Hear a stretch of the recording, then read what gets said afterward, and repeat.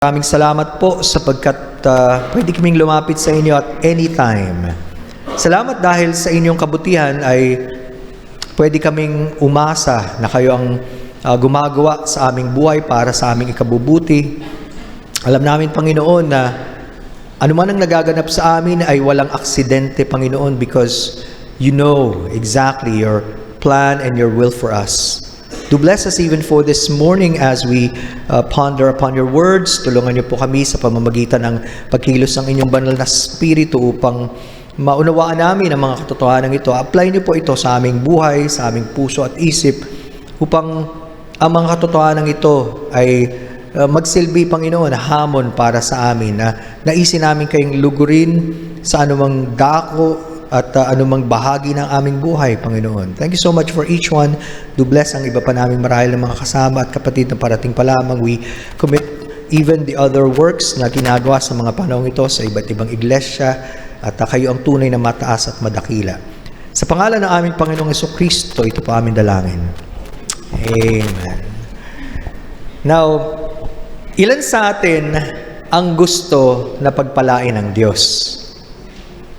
Ilan? Kokonti, no? I'm sure kahit hindi kayo nagtataas. Lahat tayo, di ba? Lahat tayo gusto nating pagpalain tayo ng Diyos. Sapagkat wala namang siguro sa atin na ayaw ng pagpapala ng Panginoon, di ba? Of course, nahihiya lang kayong magtaas eh. Pero I know in your mind and in your heart, syempre naman gusto natin yung pagpalain tayo ng Diyos. But, question is, ano ba ang damdamin natin or attitude natin pag tayo pinagpapala ng Panginoon? May mga nababago ba sa atin?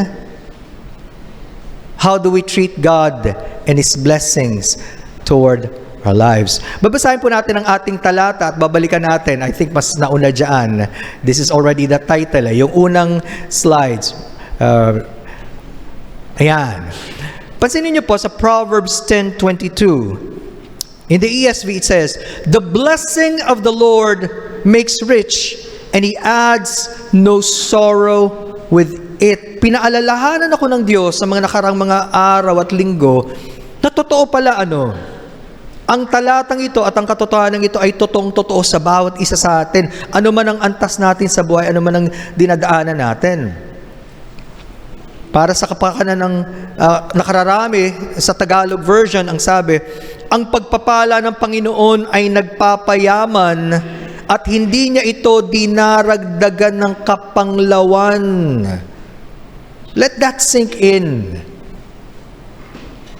At sana maisip nyo, ano ba talaga ang ibig sabihin ng pagpapala ng Diyos? And so our message title for this morning is Our Attitude Towards God's Blessings, o sa Tagalog, ang ating damdamin sa mga pagpapala ng Diyos. Now, sa pag-aaral natin, we'll be dealing with three things at least. First of all, is the source of true blessings. Ang pinanggagalingan o pinagmumula ng totoong pagpapala. Secondly, the meaning of true blessings. Ano bang ibig sabihin ng totoong pagpapala? And thirdly, the effects of true blessings. Ang epekto ng totoong pagpapala sa ating mga buhay. Let's go to the first part. The source of true blessings. Ang pinagmumula ng totoong pagpapala. Malinaw na malinaw sa talata natin, sabi doon, the blessing of the Lord, ang pagpapala ng Panginoon. Walang iba na pinagmumulan kundi ang Panginoon. At hinighlight pa yan sa NASB nung sinabi, it is the blessing of the Lord that makes rich. Andun yung diin. Wala nang iba kundi ang pagpapala ng Panginoon. Wala naman talagang ibang paggagalingan ng pagpapala kundi ang Diyos because He's called as the fountain of all blessings. Tama? Kaya kung may iba kang iniisip na paggagalingan ng pagpapala, nagkakamali tayo dyan. Tinutuwid ng Biblia ang ating pag-iisip lalo na sa pagtanaw natin sa mga pagpapala ng Diyos. Alam niyo siguro ang James 1:17. Sino nakakaalam ng James 1:17? Familiar, di ba? Every good gift and every perfect gift is from above and cometh down from the Father of lights, with whom is no variableness, neither shadow of turning. Sa Tagalog, ang bawat mabuting kaloob at ang bawat sakdal na kaloob ay pawang buwat sa itaas na bumababa mula sa Ama ng mga ilaw na walang pagbabago ni kahit anino man ng pag-iiba. Sa talatang ito, makikita nyo agad the very character of God, yung katangian ng Diyos. Napakabuti daw ng Diyos, napaka mapagbigay ng Diyos. He is the unchanging God. Sa theology, ang tawag po natin, God is immutable. Hindi siya nagbabago. He is the same yesterday, today, and forever. Siya noon, ngayon, at magpakailanman, according to Hebrews 13:8. At ang sinasabi dyan ay ang Panginoong Jesucristo. Kaya no doubt, the Lord Jesus Christ is God Himself. Kung ganon, ang tanging conclusion, dahil lang sa mabuti ang Diyos, dahil lang sa masagana siyang magkaloob, kaya patuloy pa rin tayong nakakatanggap ng kahit anumang pagpapala, maliit man yan o malaki. Tama? It is only because of God. Huwag mawala sa isip natin yan. So, the true source of blessing is God Himself. Wala nang iba. Pangalawa, let's define the meaning of true blessings, ang kahulugan ng totoong pagpapala. Now be honest, pag pinag-uusapan ang kayamanan, ano agad ang pumapasok sa isip natin?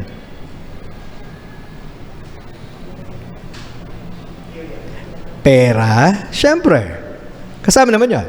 O mga ari-arian, money and possessions, totoo naman yan. Pero nakakalimutan natin, isang aspeto lang ito ng maraming at masaganang pagpapala ng Diyos. Ang kaisipan kasi ng maraming tao sa mundo, the more you have, the richer you are. Pag mas marami ka niyan, mas mayaman ka. Maybe, or maybe not. Kasi marami tayong kilala, sobrang yaman na, pero paano naman pagdating sa family? Nakalimutan ng pamilya, sa relasyon, lalong-lalo na pagdating sa Diyos. Nakuha niyo? Ibig sabihin, kailangan matutunan natin, pag pinag-usapan ang kayamanan at mga pagpapala, kasama yun, yung pera at mga ari-arian, pero hindi yun ang number one. Tama? Why? Let's look at some passages of scriptures. Jeremiah 17. If you have your Bibles, turn with me to Jeremiah 17, 7 and 8. At nililinaw sa atin dito, Jeremiah 17, 7 and 8. Sabi sa verse 7, mapalad ang tao na nagtitiwala sa Panginoon at ang pag-asa ay ang Panginoon. Sino daw yung mapalad na tao? Yung nagtitiwala sa Panginoon at umaasa sa Diyos. Ikaw ba yun? Doon nagsisimula Hindi pinag-uusapan yung mga taong sa tingin mo napakatagumpay. Halos lahat na ng gusto nila sa buhay nakukuha nila, pero wala namang Diyos. Hindi mapalad yun. Okay? And then tingnan nyo sa verse 8. Ano ang larawan na ginamit sa verse number 8 para ipakita gaano kapalad ang tao na nagtitiwala sa Panginoon? Tingnan niyo yung verse 8. Sapagkat siya'y magiging tulad ng punong kahoy na itinanim sa tabi ng tubig, at gumagapang ang mga ugat sa tabi ng batis, at hindi natatakot kapag dumarating ang init, sapagkat ang mga dahon nito ay nananatiling sariwa at hindi mababalisa sa taon ng pagkatuyo, sapagkat hindi ito tumitigil sa pamumunga. Na-imagine nyo yun. Kung ikaw ay puno, saan mo gustong ikaw ay lumalago o nakatanim? Hindi ba yung sa malapit sa tubig? Kung batis man yan, sapa o ilog, isipin yun. Tapos yung kanya daw ugat, talaga namang ang dali-daling kumuha ng tubig. Habang yung iba na lugar, maaaring tagtuyot, sa kanya patuloy pa rin. Palaging fresh, palaging nagbubunga, walang kailangang ipag-alala. Naalala ko tuloy, this is also the same promise pagdating sa Psalm 1. Yung awit kabanatang sa, alam niyo, di ba? Mapala daw yung tao na lumalayo sa kasalanan, pero ang kanyang pagbubulay araw at gabi ay sa salita ng Diyos. At yun din ang larawan, parang puno na nasa tabi ng ilog o tubig at namumunga ng sagana. Yan ba ang buhay na meron ka ngayon? Lalo na pagdating sa gusto ng Diyos para sa iyo, nakikita mo ba ang sarili mong nagbubunga ka para sa Diyos at sa nais ng Diyos? Napakasarap ng ganong kalagayan. Yun ang taong mapalad at pinagpapala ng Diyos. Tingnan niyo yung Proverbs chapter 16. Proverbs chapter 16, verse number 20. Alam naman natin ang Proverbs is a book of wise sayings. Ano yung Proverbs 16:20 sa Tagalog? Siyang nag-iingat sa salita ay makakasumpong ng mabuti at ang nananalig sa Panginoon ay mapalad. Kapag ikaw daw yung tao na nag-iingat at nagpapahalaga sa mga salita ng Diyos, nangangahulugan mahalaga ang Diyos kasi siya ang nagbigay nito eh. Hindi mo lang binabaliwala yung kanyang salita, makakasumpong ka daw ng mabuti. At ang sabi pa, ang nananalig sa Panginoon ay mapalad. Kaya walang salita sa Biblia na maswerte. Ang swerte mo naman. Saan ba nakasalala yung swerte? Di sa alatsamba.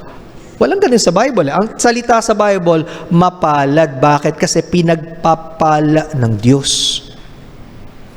Yun. Kita nyo, no? Ang linaw-linaw na ang mga nananalig sa Panginoon ang totoong mapalad.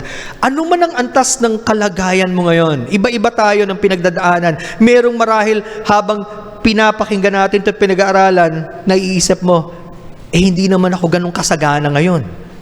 Parang medyo tight, kailangan mag-tightening of the belt. May iba naman, medyo umaalwa ang buhay. Di iba, pwede pa makapagbigay sa iba. Iba-iba tayo ng kalagayan. Pero anumang antas, pareho pa rin. Ang sabi, mapalad ka kapag nananalig ka sa Panginoon at mahalaga sa iyo ang kanyang mga salita. Ikaw ba yun? Huwag mo munang tingnan ang iyong bank account. Huwag mong tingnan ang iyong nakalagay sa iyong refrigerator o ang stock mo sa bahay. Hindi yan ang pinag-uusapan. Ikaw ba ay nananalig sa Panginoon? Ano man ang iyong antas sa buhay ngayon? Okay? Tandaan nyo, hindi ikaw yung pinakakawawang tao kung ikaw dumadaan ka sa pagsubok, pero meron kang Diyos. Ang pinakakawawang tao, yung walang Diyos sa buhay, kahit ano pa ang meron sila. Tuloy natin. Natatandaan yung sinabi ni Elizabeth kay Mary. Nung panahong si Elizabeth ay pinagbubuntis niya si John the Baptist at bumisita itong si Mary. Katatapos pa lang nasabihin ng anghel na si Gabriel na si Maria ay magbubuntis. At ang kanyang ipagdili ay yung anak ng Diyos. At sabi ni Elizabeth sa Luke 1:42, hindi napigilan ni Elizabeth, napuspo siya ng banal na spirito. At yung bata daw sa tiyan niya tumalon. At ang sabi doon, Luke 1:42, at sumigaw siya ng malakas na tinig at sinabi, pinagpala ka sa mga babae at pinagpala ang bunga ng iyong tiyan. Paano naman nasabi ni Elizabeth iyon, mahirap si Joseph at si Mary? Tandaan nyo, nung nanganak nga siya, wala silang mapuntahan at wala man lang nagpatuloy. Paano nangyaring mapalad siya?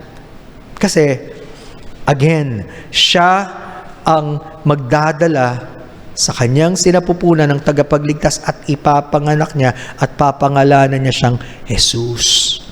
Na ibig sabihin tagapagligtas. Ibig sabihin, sino mang tao na may Kristo sa kanilang buhay, sila na ang pinakamapalad. Sapagkat wala nang dahilan, kaya naparito ang Panginoon, kundi iligtas ang mga nawawala at napapahamak. Siyempre, para sa kaluguran ng Diyos. Isa ka ba doon sa nagtitiwala sa Kanya? Tatandaan niyo yung kwento na habang si Mary at ang mga kanyang mga anak ay pumunta sa isang bahay, napakaraming tao, pinasabi nila, andyan ba si Jesus? At may nagsabi, andyan ang nanay mo at mga kapatid mo. Ang sagot ng Panginoon, sino ang aking ina at ang mga kapatid? Ang mga sumusunod sa kalooban ng aking Ama. Found in Matthew chapter 12, the last part. Ibig sabihin, para sa Panginoon, ang pinakamahalaga yung relasyon natin sa Kanyang spiritual. Kilala mo ba siya sa buhay mo? Kung isa ka sa mga totoong tinubos ng Panginoon, isa ka sa pinakamapalad sapagat meron kang tagapagligtas. Sabi pa sa Psalm 33, verse number 12, hindi lang pala tao ang pinag-uusapan, kundi ang mga bansa. Awit, kabanatang 33, talatang 12. Anong sabi? Mapalad ang bansa na ang Diyos ay ang Panginoon, ang bayan na Kanyang pinili sa ganang Kanyang sariling mana. Tatanungin natin, kasama kaya ang bansang Pilipinas sa mga tinatawag na bansang mapalad? May mga malikot ang isip at sinasabi, ang Pilipinas daw ang bagong Jerusalem, bagong Israel. Saan naman nakita sa Bible yun? At kahit tawagin pa ang Pilipinas as the only Christian country, ang tanong, ilan ang mga totoong nagtitiwala sa Diyos at ipinanganak na muli? Kayo nang sumagot, ang Pilipinas ba kasama sa mga sinasabing mapalad ang bansang nagtitiwala sa Diyos o sa Panginoon? Ano man ang kalagayan ng ating bansa, maraming nagaganap ngayon, malapit na naman ang eleksyon, lalo na ang barangay level. Pero, isipin nyo to, sa atin dapat magsimula ang totoong pagkakilala sa Diyos at tayo ang magsabi sa iba patungkol sa totoong tagapagligtas. Paano nila makikilala ang tagapagligtas kung hindi mo siya ipapakilala sa kanila? Sa atin dapat magsimula. At sabi ng Diyos, tayo ay kasama sa Kanyang bayan na nagtitiwala sa Kanya. So, one thing is clear, sa mga talatang binasa natin, napakalinaw na ang totoong pagpapala hindi mo pwedeng ihiwalay sa Diyos sapagkat ang Diyos ang pinagmumulan ng anumang totoong pagpapala. He is, again, the fountain of all blessings. Tandaan niyo to.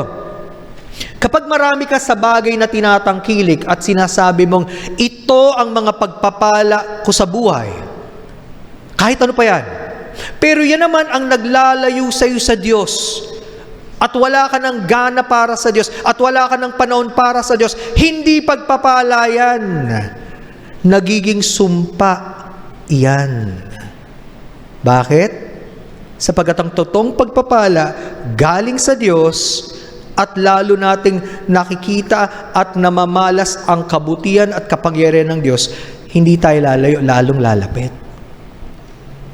Alam niyo yung kwento sa Exodus 16, nung ang Diyos nagkaloob ng mana? Ano ba yung mana? Yung tinapay na galing sa langit. Nasa disyerto sila. Saan naman sila bibili? Walang bakery. Hindi nagpadala ang Diyos ng mga tinapay mula sa langit. Sipin yun, araw-araw kukuha na lang sila. Hindi ko ma-imagine, napakaganda ng itsura, mukhang napakasarap. Kukunin na lang nila. Pero ganitong instruction, kumuha lang kayo ng sapat. Yung sapat, alam nyong kakayanin nyo. Huwag kayong magtitira hanggang kinaumagahan. Alam niyo naman ng tao, matigas ang ulo. Pag mayroong libre, anong unang gagawin? Kukuha, kahit isa lang kailangan niya, dodoblihin. Paano naman yung iba? Alam niyo nangyari, yung mga matitigas ang ulo, kinaumagahan, nabulok. Ito yung ayon ng asawa ko, inuud. Nasira. Yung mga konti lang ang kinuha, hindi nagkulang. Yung mga sobra-sobra, hindi rin sila nakinabang. eksakto lang talaga. Pero ganito, ang instruction, pagdating ng araw, bago mag-araw ng Sabbath, alam niyo naman sa mga Hudyo, ang araw ng Sabbath, Sabado yan, bago mag-Sabbath, pang-dalawang araw ang kukunin ninyo. Bakit? Kasi hindi na sila kukuha sa araw ng Sabbath. Pahinga nila yon at panahon ng pagsamba sa Diyos.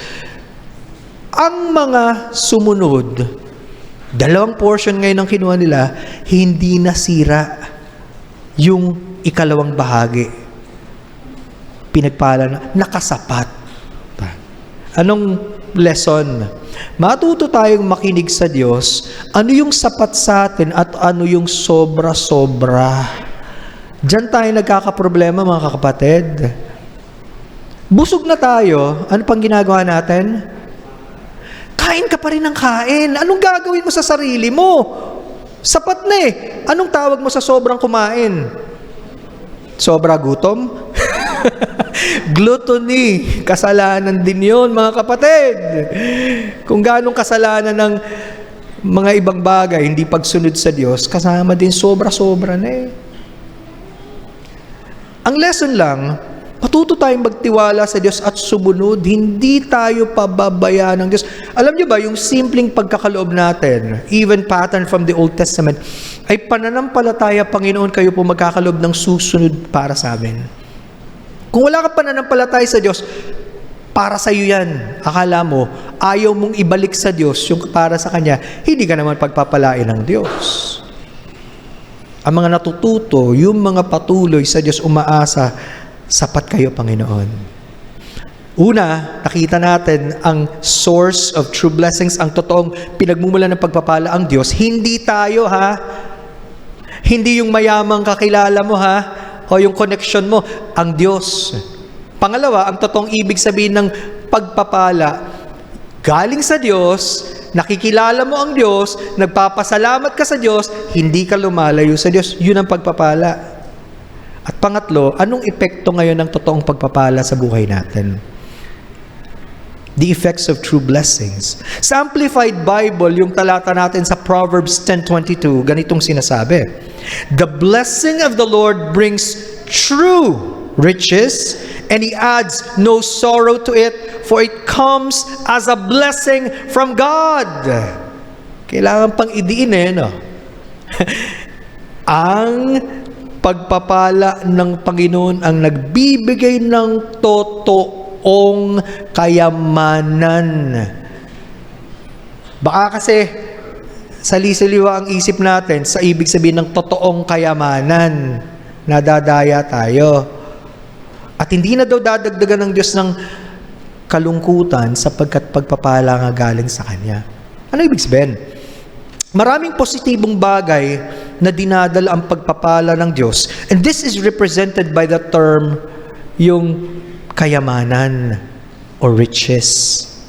Sabi nga natin, hindi lang in the form of money, bagamat kasama yan, kung biniyayaan ka, salamat sa Diyos, mga material things, salamat sa Diyos, pero marami pa, lalo na una, yung kaligtasan mo sa Panginoon, yung iyong pamilya, yung iyong kalusugan, yung lahat ng pwede mong magawa, hindi natin minsan napapansing pagpapala ng Diyos. Hindi na dinadagdagan ng Diyos ang kalungkutan. Bakit? Kasi tayo nagtitiwala sa Kanya. Tututo kang maging masaya sa Diyos at maging kontento ano man ang pinagkakaloob niya. Hindi mo hinahangad yung para sa kapitbahay mo. Kung anong ibigay ng Diyos, salamat Panginoon, marunong kang magtiwala sa Kanya. Hindi tayo nagiging padalos-dalos pagdating sa mga desisyon. Kaya nga may mga tao ang tawag mo, one day, isang araw lang naging milyonaryo, ano? Bakit? Nagkaroon ng konti, bili doon, bili dyan, wala nang, hindi tumitigil, ubos. Hindi marunong magpasalamat, hindi marunong magtanong, Panginoon, paano nyo gustong gamitin to? Ba't nyo ako pinagkalooban? Tandaan nyo, kahit pinagkalooban tayo ng Diyos, sa Kanya pa rin yan. Tayo, katiwala lang. Tinuturuan tayo ng desisyon ng Diyos na matutong magtiwala at manalangin at lalong humingi sa Kanya, Panginoon, kailangan ko ng karunungan, hindi ko kaya itong i-manage. Tandaan nyo, Greater blessings mean greater responsibility. Biniyayaan ka! Salamat, Panginoon! Pero mas malaki na rin ang responsibilidad. Maging responsable tayo. Mangyayari yun kung matututo tayo palaging tumawag sa Diyos, humingi ng kanyang karunungan, ipagkakaloob ng Diyos. Ilan sa inyo ang palaging humingi ng karunungan sa Diyos para sa inyong finances? Meron pa ba kayong budget?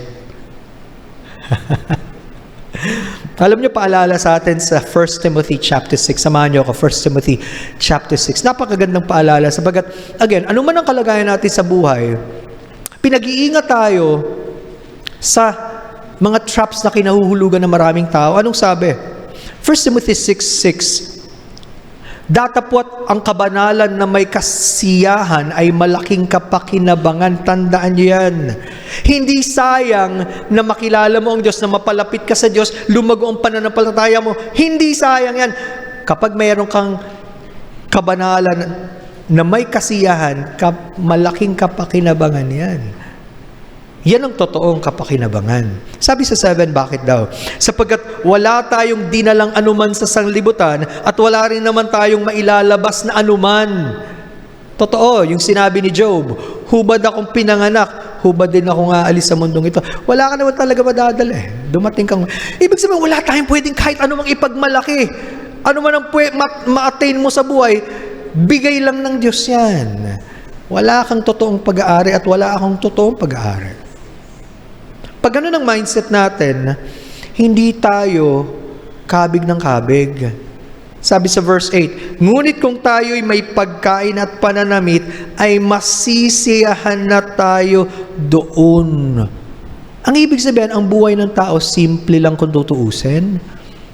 Pag ikaw pinagkalooban ka ng Diyos ng bahay na matutuluyan, may maayos na pamilya ka, may nasusot kayo, may nakakain kayo, basic needs of life, salamat Panginoon. Kung ano man ang madagdag, extra yun, salamat pa rin lalo Panginoon. Pero kung di ka bigyan ng maraming dagdag, magpapasalamat pa rin tayo. Simple ang buhay.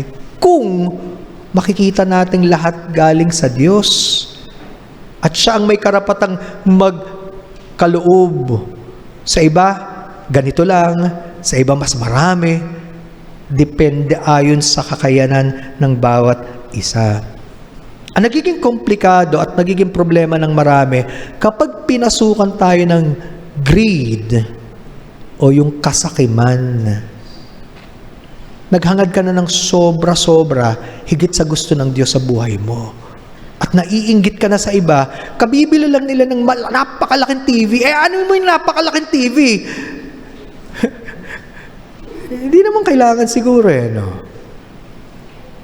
Kailangan mo ba palaging palit ng gadget? Gumagana pa naman. Ang warning ng Panginoon sa atin, beware of covetousness. Mag-ingat kayo sa kasakiman, sapagkat hindi daw yan ang ibig sabihin ng buhay. At yun ang nakakatakot kapag tayo, we fall into the same trap. Akala natin ang buhay natin, kailangan mas malaki bahay ko, kailangan mas marami kong sasakyan, kailangan makuha ko lahat. Walang masama again. If God blesses you with that, praise Him and use it for His glory.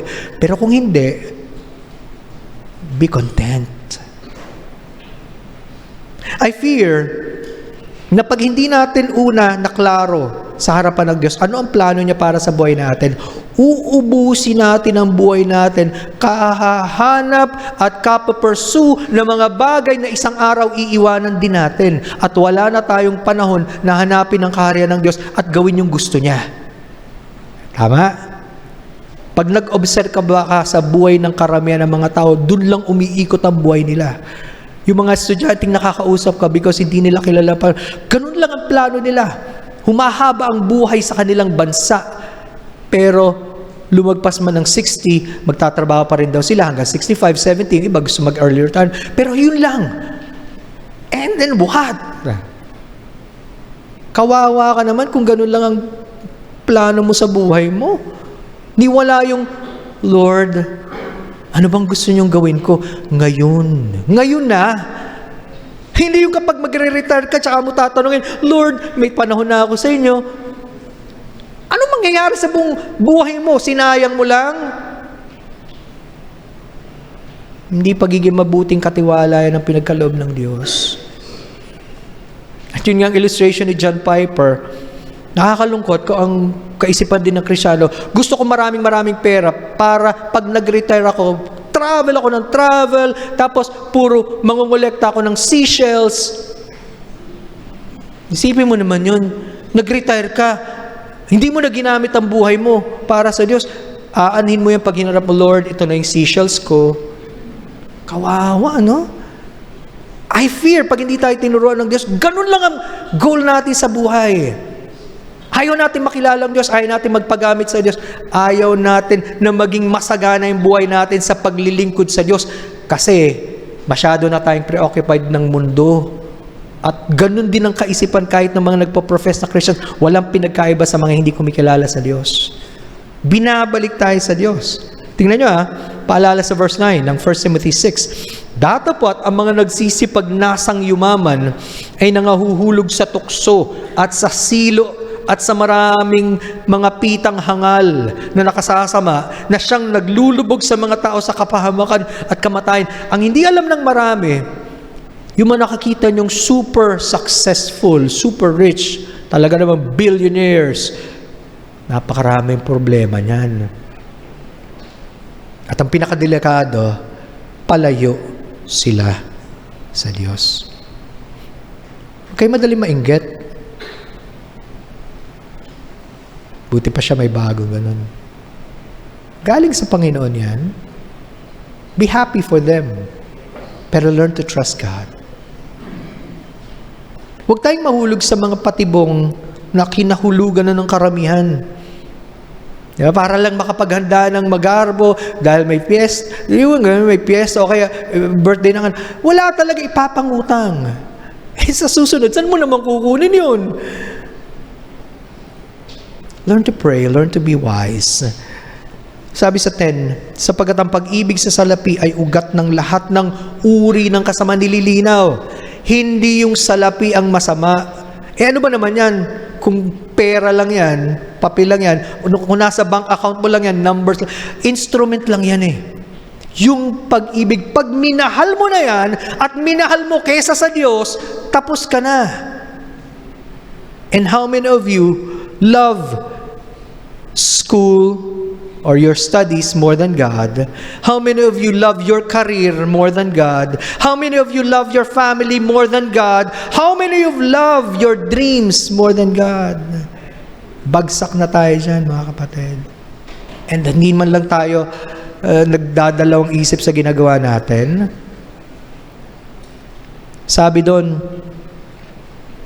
kung ang pag-ibig ng salapi ang ugat ng lahat ng uri ng kasamaan, ng ilang nagnasa rito ay napalayo sa pananampalataya at tinusok ang kanilang mga sarili ng maraming kalungkutan. Isipin nyo to, nung walang-wala ka, ganun ka na lang manalangin, Panginoon, tulungan niyo po ako, walang-wala kami.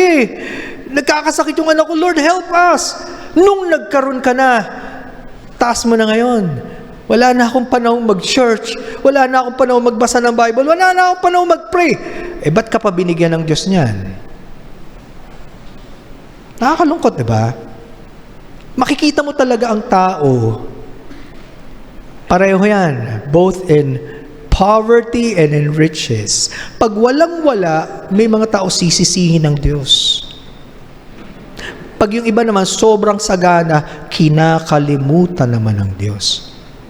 Pero alam nyo, bago pa man sila magkaroon, nakalimutan na kasi nila talaga ang Diyos eh.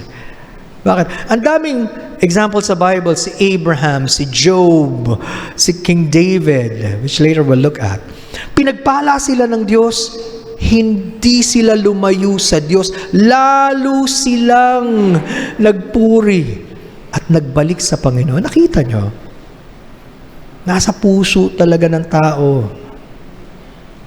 Kaya hindi pinag-uusapan gaano ka kamatagumpay, gaano ka kayaman o kilala. Kilala mo ba ang Diyos? At tanong, mas malapit ka ba sa Diyos ngayon kaysa ng mga nakaraang panahon? Mas gusto mo bang mangusap sa iyong Panginoon ngayon kaysa ng mga nakaraan. Masaya ka ba sa Diyos ngayon kaysa ng mga... Alam niyo yun? Sapagkat tama naman ang sabi sa Mark 8:36, sapagkat ano ang mapapakinabang ng tao, makamtan ang buong sanlibutan at mapahamak ang kanyang buhay. Kahit nasa iyo na lahat, kung wala ang Diyos, sayang eh. Natanong, sipin natin, sino ba talaga sa panahong ito ngayon ang pinakamahalaga sa iyo? O ano? Masasabi mo ba talaga ang Diyos? Now, tanong, kung tayo nagtitiwala sa Panginoon, kaya bang ipagkaloob ng Diyos yung pangangailangan natin? Of course, He is called as Jehovah Jireh, the Lord who provides. At ang sabi sa 2 Corinthians 9:8, at kaya ng Diyos na pasaganahin ang lahat ng biyaya sa inyo. Kaya ng Diyos. Walang problema sa Diyos eh. Pero tanong, ba't naman niya gagawin na pasaganahin ka sa lahat ng bagay? Ang kadugtong, upang sa pagkakaroon ninyo ng sapat sa lahat ng bagay ay palagi kayong sumagana sa bawat mabuting gawa. Habang binibigyan ka ng Diyos, lalo ka nagiging mapasalamatin at lalo ka naman nagkakaloob, gusto mong gamitin ka ng Diyos para rin sa iba. Hindi mo siya kakamkamin. Nagkakaproblema daw tayo sa bigas, sa mga nakaraang panahon, pati sa sugar, dahil maraming hoarders. Itinatago. Bakit? Ilalabas nila kapag mas mahal na. Kita mong isip ng mga taong ganon? Pang sarili. At nagiging makasarili tayo kapag ganon lang ating prinsipyo. Tandaan nyo, mawawala rin yan. Pag puro tayo pakabig. Kaya ng Diyos, bakit kapag binigyan niya tayo, gusto niya, gamitin para sa kanyang kaluwalhatian, sa kanyang gawain, at para makatulong sa iba. Ang isang magandang halimbawa dito si Haring David. Sa 1 Chronicles 29, si Haring David, ito yung panahon, alam na niya, hindi siya magpapatayo ng templo. Tandaan niyo, bago ito, napansin ni Haring David, bakit ba ako ang ganda-ganda ng bahay ko, pero bakit ang tahanan ng Panginoon nasa tolda? Sa panahon yun, nasa tabernacle, tolda. Siya ang ganda ng kanyang bahay, yung bahay niya, hindi pa yun yung palasyo, bahay pa niya. Sabi niya, baka naman ako gagamitin ng Diyos. Sabi naman ni Prophet Nathan, sige, gawin mo lang yung nasa puso mo. Hindi pa binibigay ng Diyos ang mensahe. Pero nung sinabi ng Panginoon kay Nathan, hindi si David ang magpapatayo ng bahay para sa akin, yung anak niya. Anong naramdaman ni David? Hindi siya nagtampo sa Diyos. Di ba tayo, pag may gusto tayo, hindi natupad, nagtatampo sa Diyos. Hindi siya nagtampo. Bakit? Nakita niya lahat yan, biyaya ng Diyos eh. Anong ginawa niya? Pagdating sa 1 Chronicles 29, lalo siyang nagbigay ng masagana. Nung alam na niya at inaannounce siya sa bansang Israel, ang aking anak na si Solomon ang magpapatayo ng templo. Ibinigay niya lahat ng kaya niyang ibigay. Ginto, pilak, pinakamagagandang kahoy, lahat ng materyales. At ang sabi sa verse 1, dahil ang templo ay hindi sa tao, kundi para sa Panginoong Diyos. Ang laki palang kaibahan nun. Kapag ginagawa mo para sa Diyos, handa mong ibigay yung best. Pag ginagawa mo lang yan sa tao, walang kwenta. Tayo ba? Pag ginagawa natin ang pagpunta sa simbahan ng Panginoon, pag tayo nagkumaawit, nagkakalob, nakikinig, ito ba ay talagang ginagawa natin para sa Panginoon? O sanay na tayong, ay, basta makapunta lang. At alam nyo, bukod pa sa mga binigay niya, yung personal pa niya na kayamanan binigay niya. Hindi siya lang hinayang. Bakit? Sa Panginoon yan eh. Nakakapanghinayang ba pag para sa Diyos mo binigay? Hindi. Ang taong natututong biyayaan ng Diyos, lalong nagpapasalamat at ibinabalik niya. Hindi natin pwedeng higitan ang binibigay ng Diyos. Palagi sinasabi yan, di ba? You cannot outgive God. Paano mo naman hihigitan ng Diyos? Siya pinagmumulan ng lahat. Alam niyo naging epekto sa buong bayan? Sabi dito, verse 9, pagkatapos ay nagalak ang bayan sapagkat ang mga ito'y kusang loob na naghandog sapagkat sila'y may dalisay na puso na kusang naghandog sa Panginoon at si Haring David ay labis na nagalak. Yung magandang halimbawa ng hari, sinundan ng buong bayan. Sila rin nagalak na nagkaloob sa Panginoon. Verse 10, kaya't pinuri ni David ang Panginoon sa harap ng buong kapulungan at sinabi ni David, purihin ka o Panginoon, ang Diyos ni Israel na aming Ama, magpakailan-kailanman. Yan ang totoong leader. Hindi na nahihiyang ipakilala ang Diyos sa mga tao at hindi nahihiya na sabing, tayong lahat sumunod sa Diyos, magpuri sa Panginoon. Ilan sa atin ang naghihikayat sa iba na kumilala sa Diyos at maging tagasunod ng Panginoon? O tayong Kristiyanong tahimik lang palagi, ayaw nating ipakilala ang Diyos natin. At alam nyo, dito nyo makikita bakit ginawa ni David. Kasi malapit siya sa Diyos, malalim ang pagkakilala niya sa Diyos. Sabi sa verse 11, iyo o Panginoon ang kadakilaan, kapangyarihan at kalwalatian, pagtatagumpay at karangalan, sapagkat sa iyo ang lahat na nasa langit at nasa lupa. Iyo ang kaharian o Panginoon, at ikaw ay mataas na pinuno sa lahat. Sa malalim na pagkakilala ni David, manghang-mangha siya sa Diyos. Namamangha ka pa ba sa Diyos? Gaano mo kakilala ang dakilang Diyos ng Biblia? Kinilala niya ang Diyos ang pinagmumula ng lahat. Ang mga kayamanan at gayon din ang karangalan ay nagmumula sa iyo. Hindi sa atin, sa Kanya.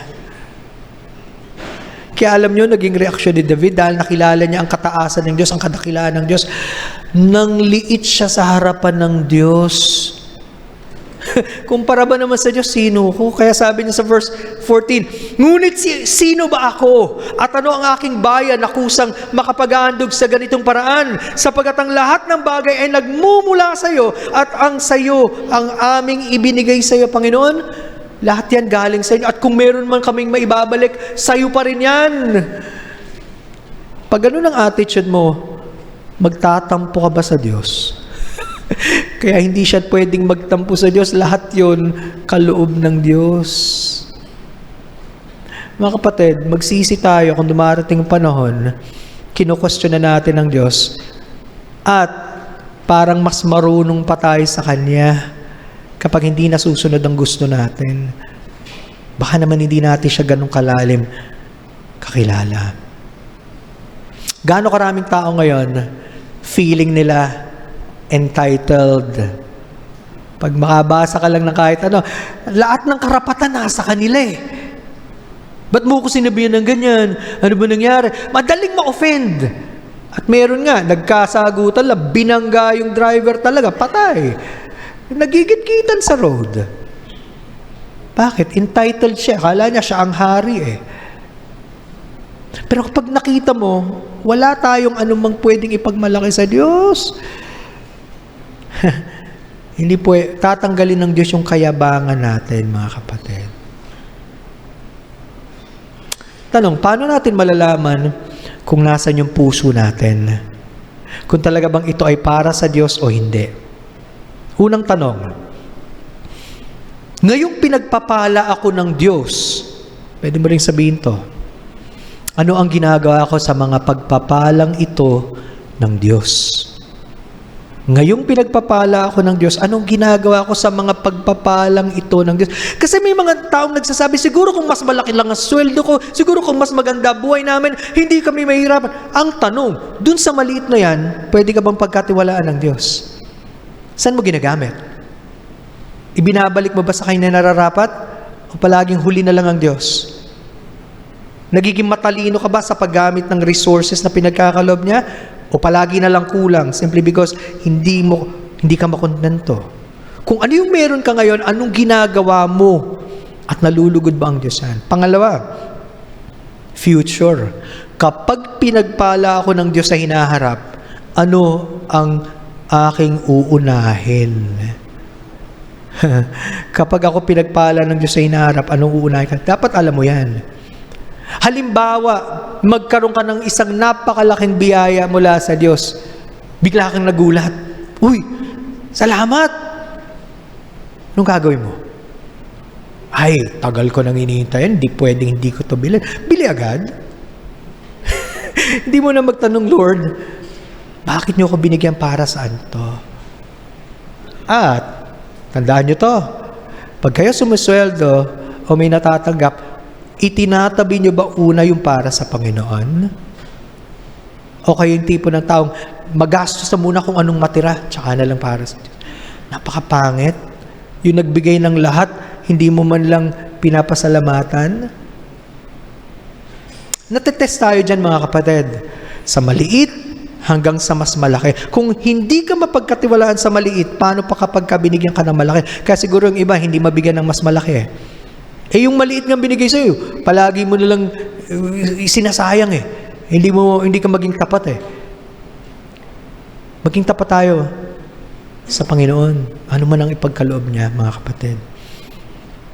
Nakikita ba natin na kapag tayo pinagpala ng Diyos, uunahin natin ang Diyos at ang kanyang kaharian? Matthew 6:33. Seek ye first the kingdom of God and His righteousness. All these things shall be added unto you.